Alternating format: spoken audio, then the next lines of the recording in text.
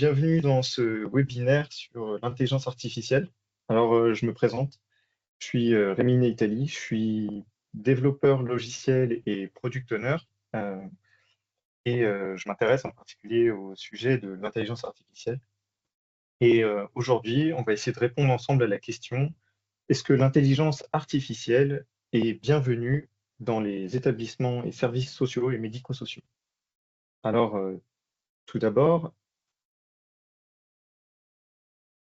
GP Conseil, qui sommes-nous?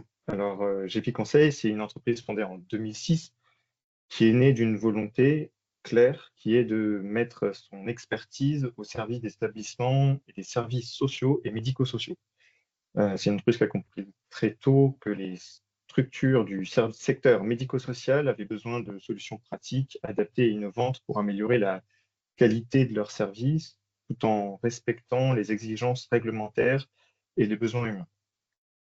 Alors, euh, c'est une entreprise qui a cessé de grandir, de s'adapter, mais sa mission reste la même, c'est d'accompagner les structures dans la conduite, l'évaluation et l'évolution de leurs projets, qu'ils soient institutionnels, collectifs ou individuels, dans le respect des valeurs humaines, éthiques et réglementaires du secteur.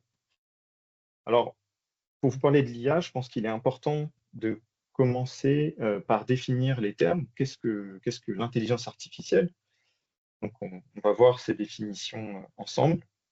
Ensuite, je vais vous parler un peu des principes de fonctionnement de l'IA, comment on se sert de l'intelligence artificielle et comment elle est créée.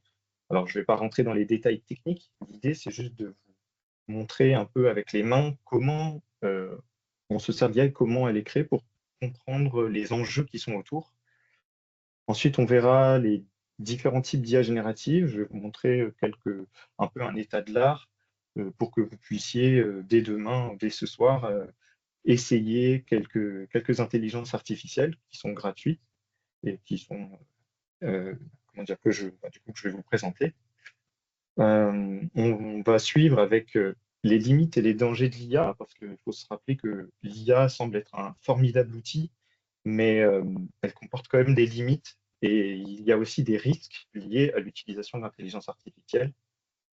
Et enfin, on va finir avec des exemples d'utilisation, d'abord des exemples plus généraux, et pour arriver à des exemples d'applications qui sont plus dédiés au secteur.